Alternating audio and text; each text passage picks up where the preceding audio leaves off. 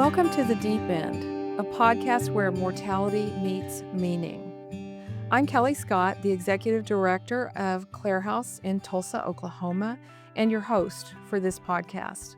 The Deep End offers heartfelt guidance and real-life wisdom for navigating serious illness, caregiving, and the end of life. We're going to have conversations that help listeners live fully, even in the face of life's hardest moments. Clarehouse is a innovative response to the caregiver crisis that exists in serious illness and particularly in end-of-life care. It is so very difficult to take on this role for many, many people, and it's never just one reason. It's physical, it's social, it's emotional, it's financial. There are just so many reasons why caring for someone with serious illness, and particularly at the end of their life, is so difficult. And I've been a nurse end of life most of that time and continually came up against this challenge of families who couldn't make it work at home. And I just kept hearing this call that there ought to be a place, there ought to be somewhere that people can go, somebody should do something. And as an individual asking myself, is that person me? Can I be the one to help solve this problem? And then getting a very small group of people to embrace that idea and work with me on it, we formed a nonprofit. That was 22 years ago that we opened our doors in a temporary rented facility, taking care of 3 people at a time.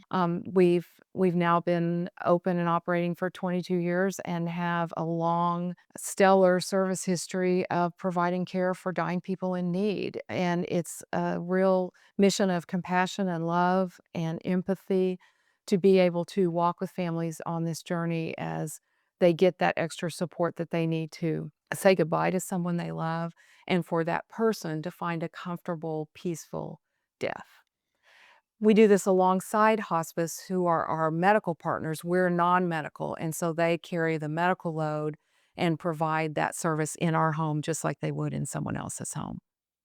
We have so much to talk about. We have so much information to share, and we feel like what we have to offer is something that people need to know and reflect upon, but very seldom get the invitation to talk about it. Some of the things we're going to speak of are tough topics, and you have to really be intentional about having these conversations, and that's what we hope to do with this podcast. I'm delighted today to be joined by our first guest, and I'm going to let him introduce himself to you. Hi, my name is Dwan Borens. I'm the chief nursing officer at a local hospital, Ascension St. here in Broken Arrow. And been a nurse for almost 30 years now, and I've been in administration for the last 25. I was excited to ask Dwan to join us for this conversation because of his history in the acute care setting, being in the healthcare arena as a leader, as a manager, as someone that's trying to keep all the plates spinning all the time, I think is a huge challenge. And Dwan has great experience that he brings to a conversation from the healthcare setting.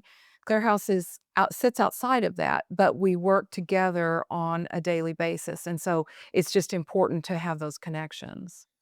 All right, and for me, I was asked to be on a board by a good friend of mine, Pam Kaiser, who's been on the board for a long time. So I've been serving on the board for 3 years.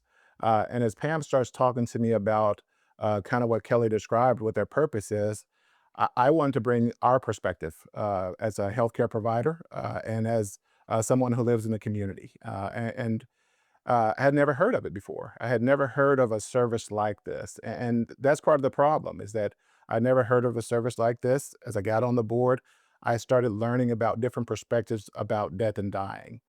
It caused me to engage myself into the African American community. What does that look like for African Americans as we approach death?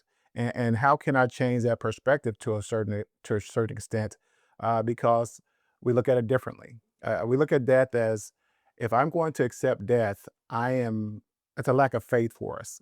And so we kind of waited until the last minute on certain things before we start saying, let's prepare for death. Oftentimes our funerals are a little bit later because we've not made the preparations for death. And we're hoping for a miracle, which is still the right hope. But we also need to be preparing for the inevitable, which is death for all of us. And so I was just very intrigued about how do I tie what I do on a daily basis as an African American to what Clarehouse does, and that's really been my joy as learning, teaching, and getting other people to know about Clarehouse. When you discuss that perspective from an African American standpoint, is it different in the acute care world than what you would expect to see in a hospice setting or a hospice world? It is very different. In the acute care world, you're coming to me as I need answers, I need help, and I need to have help me get better and going out. So we've not made a decision in the same way. And so for African Americans, we come to the hospital, we come in, we take our pills, we do our therapies, we do those things, we get better and go about our lives. That's a little bit different. Coming to Claire House is an acceptance of saying that this is the end of my journey and I need help in that process. We're both helpers. Mr. Rogers says that if you need help, go to the people that help. And we're helpers in the same way that we're servants to this community. And so it's just a little bit different. And making that final decision, particularly in our community as African Americans, is a tough step to make because we want to exercise the acute care process as much as we possibly can. And we want there to always be an answer for our loved ones. And so, but there has to be a transition there in our community to say that uh, this is part of our journey in that process. Mhm. And I think that's just so important to talk about and to come to an understanding that it's not a failure. I mean, people, we use a lot of symbolic language when we talk about death, about coming to the end of a journey, about losing a battle, these kinds of things that kind of frame it as failure when it is part of the circle of life. It is, there is no immortality for any of us in our physical journey on this earth. So, just opening up that conversation, I guess, has got to be the first step. Yeah. Yeah, and I think back to my mother passed away in 2008, and just the conversations that we're having in our own family about her cancer diagnosis and the treatments that were going on in that process. And the doctors were coming to us, and I'm the oldest son, and they were asking me to make decisions. And we were having to make decisions about, do we try this therapy? Do we try this experimental therapy? And the doctor was having honest conversations with us saying, this is it. And my family, I just remember them not saying, is this really it? We need to try something else? Can we do a ventilator? Can we just keep her going until a miracle takes place? And for me, I had to make a decision that says, this is not going to be helpful. This is the end of our journey. And this is 17 years later, I still get questions, should we have done more? Mm, mhm. And so that's hard to get over. If we had had these conversations when we knew that we were coming to the end about death, that this is inevitable, this is not a failure, this is just part of the process, I think I would not receive those questions today. And that's why it's important to me for, as an oldest son, and you have your family member looking you in the eye and says, did you do enough? And having to explain that is sometimes difficult. That I did enough. That the race has been ran, and it was my mother's time to transition. And um, I would like for oldest sons, oldest daughters, caregivers not to have to face that questions years down the road. And Dawn, had anyone in your family, you particular, ever had a conversation with your mother about what she wanted? Did she give you any direction in her life about that? Not even once. Oh, It never occurred. It wow. never occurred to us. Even when she got her cancer diagnosis, she came to my hospital of having some altered mental status and some mental confusion. And we had to walk through that clinical process, the medical process. And we're walking through that. We got her to a point where she's taking chemotherapy, radiation therapy, and we still did not talk about it. And it was just that much of a stigma to actually talk about it. If I'm talking about death, then I'm not putting faith in our faith, Mhm. and then I'm not trusting the medical community and the treatments that we were providing. And so it's interesting because I'm a healthcare provider, I see people come into the world, and I've seen people leave the world at the same time. And we did not have those conversations in our household. Even in the We were staring it in the face. We knew it was a possibility, but I have a huge family. My mother was one of 15, and walking through that, I have like 80 first cousins, all these uncles and aunts, and it never once came up. We never prepared for a funeral until she passed away.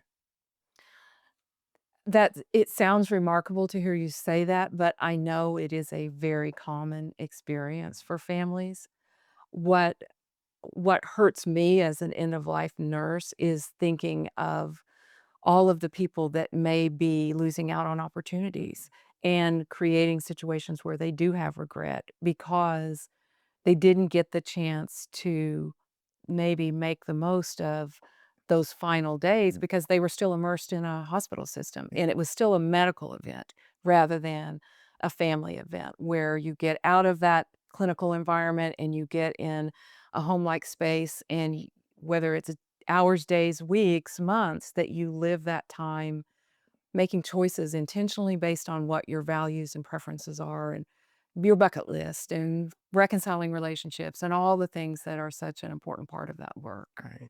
And I think that's why Clarehouse is so important from my perspective when I see what we do here. It's just not, we give respite for those family members who are taking care of their loved ones in the final days. But we also take care of their loved ones. But there's an education piece to this whole thing where we're talking about death and we're making it a part of a decision making process. It's a planned event for us. And so, how do I not have another Dwan in the future to where there's not a tough conversation 17 years down the road. If we can get ahead of that and say that this is also part of your faith journey, this is also part of your natural life is to have an end of life and a transition and to just be a family moment. I love that you said that this is a family moment instead of a clinical moment to where I'm not worried about what the doctors are saying and all those things that take place in those times. I'm concerned about being there for my family, holding a hand, remembering the good times, and just trusting the legacy has taken place, and this is the end of the road for them. Yeah. I think a lot of people operate like, they think that a leading cause of death is talking about it, Yeah, yeah, and that's yeah, not actually true. yeah, yeah, And the other thing, I've got lots of little cliches I can share with yeah, you, and another one of my favorites is that hope is not a plan, yeah, yeah, and we can hope for the best and prepare for the rest. yeah, I could yeah. go on and on if you want. And they're very good, by the way. And so, but I just I can relate to that so much because I think the thought process that if I'm speaking that, I'm gonna speak it into being. Yeah, I'm gonna speak the death into being that I didn't pray enough, there was not enough hope, that I was somehow responsible for not allowing her to live a little bit longer. And so, none of that's true. None of that is true. The transition was bound to happen because it was bound to happen. And to take that personal burden from me and to explain it to the rest of my family or those loved ones that we're still holding on that this is natural. And I just love that talking about it does not change it. We still had to prepare for a funeral. We still had to do all those things regardless of how we felt about it. right. So being prepared was probably the better road for us in retrospect. And Claire House does that. Yeah. Tell me your mom's name, Dwan. Norma Jean. Can you tell me a little bit more about her? Yeah, my mother still lives and she has 20 grandkids and I see her in all of them, right? And we have 3 kids of our own and we just my mother was born in Tallahassee, Oklahoma. It's a small all black town near Porter, Oklahoma, or a Peach Festival. You may know Porter for that. And born in 1953 and she was born the 5th child of 15. And so being the second girl, her role was to be part of the caregiver of the other 10 kids that came behind her. And she just took that her whole life of just walking through serving others, walking through making sure you feel welcome. She had a hospitality spirit that is, I see it in my brothers, I see it in my daughter now, and where I'll give it a story where She lived out in the country in Redbird, Oklahoma, a small town. And my wife and our kids, we would just jump in our car. We didn't call her. We just show up at her house, and we were always made to feel welcome. And we'd be down there for a couple hours. And by the end of the day, there'd be 30 people there, all jumped in their car, came down to my mother's house, got food that she didn't prepare for, and just made to feel at home. But everyone felt welcome. And I think that was truly the legacy of my mother, is that I'm going to welcome you, I'm going to serve you, and you have a space here. I admire that from her. And she lived a tough life. We were not raised very wealthy, coming from the country and raising 6 kids. And eventually she was a single mom raising 6 kids. And every day we ate food. Every day she made provisions out of what looked like nothing. And so she was a resourceful woman. She was a funny woman. And she was a hero to a lot of people. When, her anniversary of her death was July 14th. And there's still people who says, your mom was amazing. And I just love hearing that. I love my daughter to hear that. I love that she still lives in the spirit of people's minds and hearts and memories. I love hearing that you're willing to share this personal stuff about your family because you're modeling for all of us what's important. And it is those stored family, the moments, the intimacy, the kinds of things that we share, the hospitality as a family value. Um, those are the things that are so important for us to share and experience, and it creates a legacy. And legacy making is one of the things that we try to help people focus on here is that think about how you want to continue to impact this world after you're gone.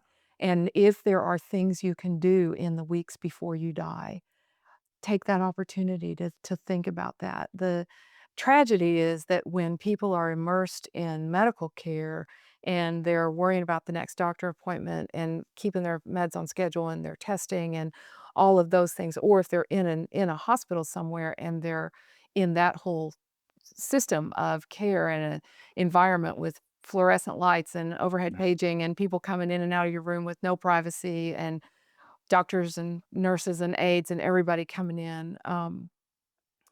There's just no time or space to think about that, and it requires a lot of emotional energy to invest in that, especially when you're ill. And so clearing out the non-essential things that drain your energy can be a real gift for people so that they can focus on that. And we see that in that transition from the hospital to Clarehouse. If we get a referral and somebody is an inpatient and they come to us directly from the hospital, they are blown away by walking through these doors, coming into this house and feeling the sense of being home. Right. And Clarehouse. House is in the name, it's a home, right? And so I live in that environment of people coming and going and doing those things. I live as part of that chaos of treating the patient. And once there's a decision made, there's a transition of removing yourself from the clinical environment into the home environment. And I love being on the board and just hearing stories about the families that come in, and they bring pictures and they show what they talk to tell the story of that life that has been lived. And I love seeing that. And I love that we're able to provide that. There's a story about sometimes in Claire House, the staff require them to make decisions.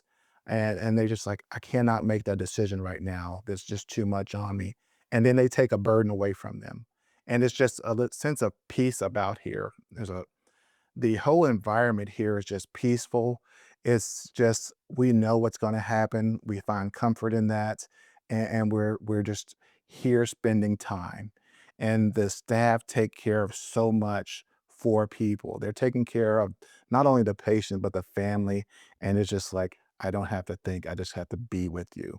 I'm just community with you, and it's just a beautiful story that we get to be a part of at Clare House. I'm only on the board, and so I don't get to. I consider it a privilege to work here, but I consider it a privilege to be on the board, and they get to do this. They get to hold hands and be in one of the toughest moments and one of the most loving moments of someone's journey, and they do it beautifully every day. Every day they get to do this, and so that's what I love about Clarehouse. And every day we see how important the conversation that has happened or hasn't happened, Mhm. how important those 2 extremes are. It's a really, to me, challenging data piece that 50 to 75% of the people who come to Clare House to spend their final days enroll in hospice the same day they come here. And almost all of those people are coming to us from a hospital environment. So when you imagine what a family's going through in a very compressed amount of time, they're being confronted with this information like your family was, that there is no more controlling or curing this disease. There's no more prolonging anything. It's the best choice is to let nature take its course. They're finding that out. They're choosing hospice, then they have to figure out where they're going, and all this happens in 24 to 48 hours in a hospital setting because we can't stay in the hospital for an endless amount of time if we're dying. And then they come to a home like Clare House or they go home, and that's all happens in such intensity so quickly that it is so very overwhelming, and if you've not done the work up front of having the conversations that we're talking about, then you're doing all those conversations, you're grief-stricken, you're angry, you're mad at the world.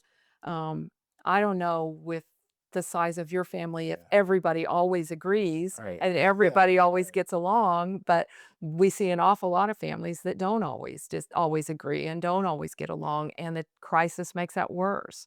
So you're putting all that onto final days because this conversation wasn't had further upstream, and that's what we're all about with these conversations. Yeah, and I love that you have conversations, and I see the things that you're doing in the community, the workshops, and some other things.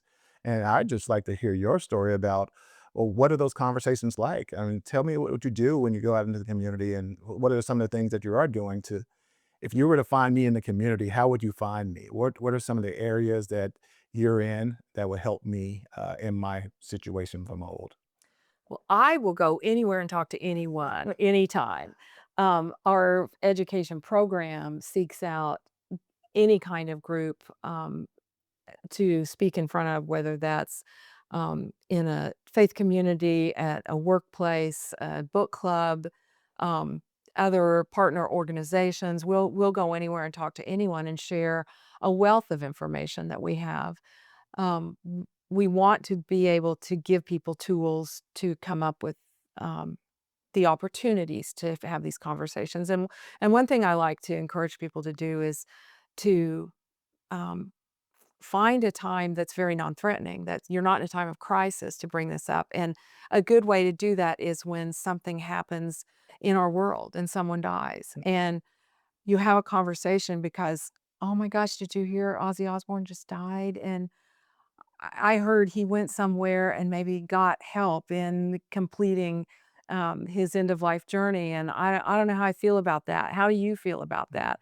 And it can open up a whole conversation with families over dinner or, whenever that you can talk about something non-threatening because it's not personal. It's about what you've seen in the world, and somebody's just died. Jimmy Carter was in hospice for a year and a half or longer, but what do you think that was like? And would you want to be in a program like that? Or what do you think how that would help our family? And really use a common example to talk about that. Hearing about people that are embroiled in lawsuits trying to get a loved one off of life support that they think that never should have been started. And yet there are other family members who are fighting in court to keep that life support in place. What if that was your family in that Mhm. situation? What would you do? And I think those are great opportunities to ask each other and share our own feelings about what we want. Yeah, I see you going where people are. You go where people are, you go to places where that's not necessarily the topic of a conversation, and you introduce something that they didn't know or they didn't even think about. And for me, as I hear your story, and if you were to see talk to me at that time, I'd have been like, I do need to prepare for that for my mother. That's something that needs to be. And I know that my mother was a welcoming, loving servant, but also enjoyed peace. And she would not want us to have anything outside of peace. And so to bring her a plan would be like, I don't want any controversy about this. I've know the life that I live. I know where my destiny is at, and let's get this settled once and for all. So you're not having conversations 17 years later. Did you do enough?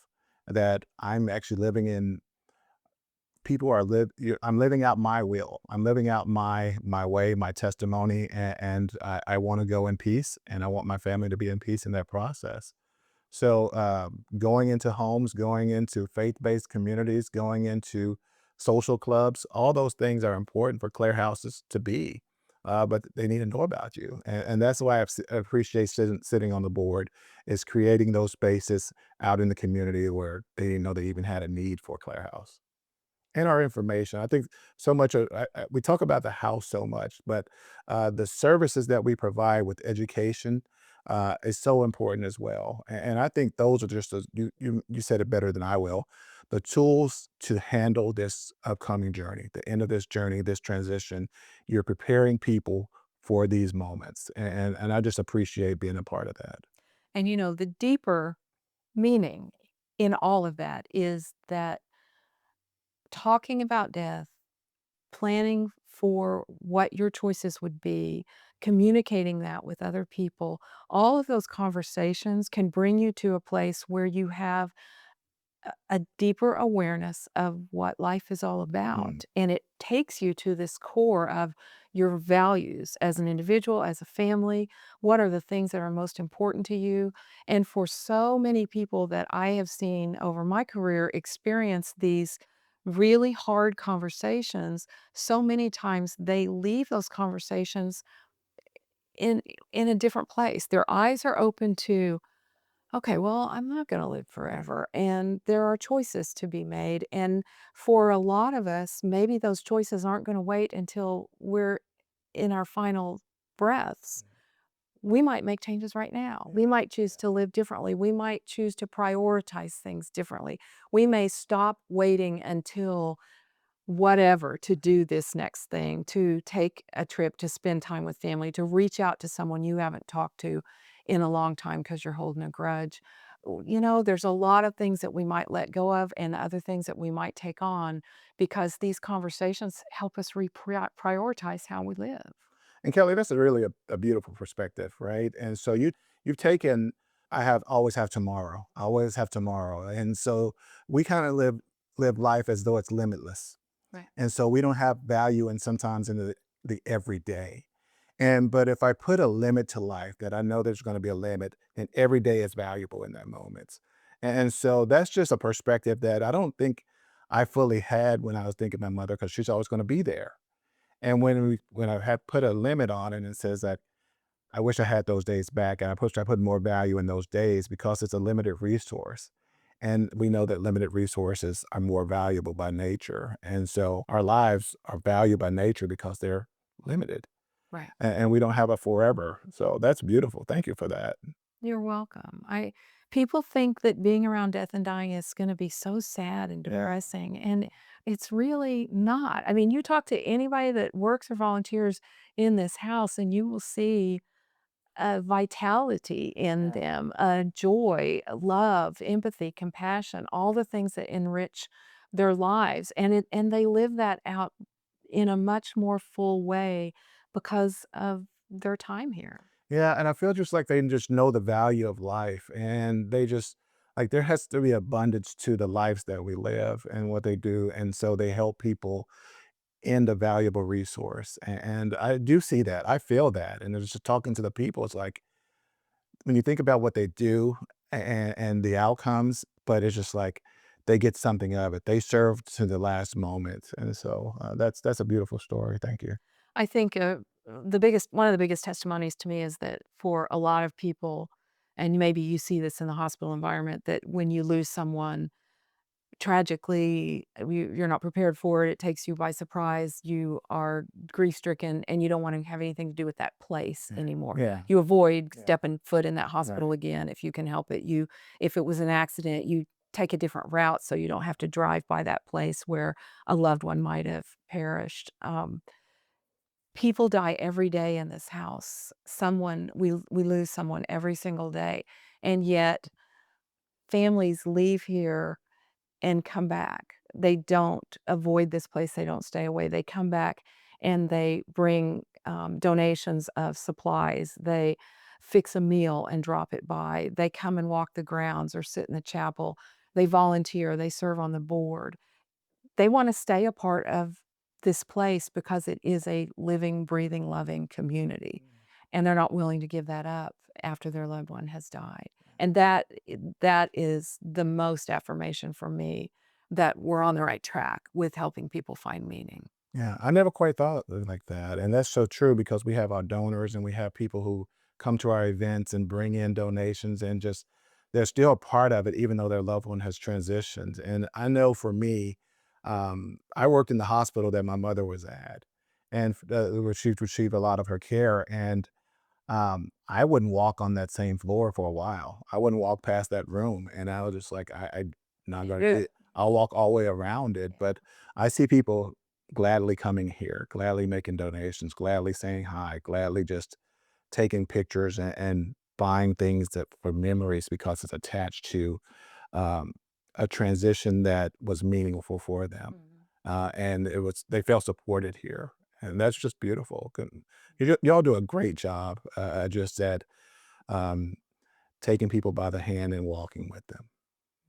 Thank you. It is such a labor of love, and it's a large community of people that make it Yeah, possible. just creating a beautiful testimony for people. And I listen to the stories about my mother was here at Clarehouse, and that's why I'm on the board. My family member is here, and that's why I come to the events. And so that's unusual. You have created something very special in that process, especially for a subject we don't talk about. Mhm. And you were able to take a tough subject and make it a story. So let's talk about one of those events we have coming up is our community conversation series. It's a evening series we've been doing for many years now, and we really come up with a different topic every year. Sometimes it's books, sometimes it's just discussion that we think would be well received. This year, we're going to screen a documentary called Caregiving. It is on PBS, and it explores a lot of different aspects of caregiving from a national viewpoint, talking about the burdens on caregivers, the burdens on families, whether that's financial, social, spiritual, um, the impact that it has on working caregivers. It's a really wonderful, in depth look at what it's like in this country to be a caregiver today. And it talks not only about terminal care, but also care throughout life, whether you're caring for children who are disabled and impacted or adults. Just all of what people really don't know. Yeah. They have no idea what they don't know about what a burden of caregiving is going to look like. So I think it's going to be a really informative couple of evenings for us, and we're excited about that. Now, how many community conversations do you have a year? Is it a monthly thing, and is it how does that work? The series we do once a year in the fall, and it's usually 2 nights or 3 nights. We also have lots of different programming all through the year of other sorts and topics that are tied to different things. But this year, the series is 2 consecutive Tuesday evenings. We'll start at 6 o'clock. It's gonna be at the Circle Cinema in Tulsa, and we're gonna screen half of the film each evening. So we'll do the screening, and then there's a panel conversation that will also entertain questions from the audience. And we're really happy to welcome Dr. Jabran Pasha to that panel this year.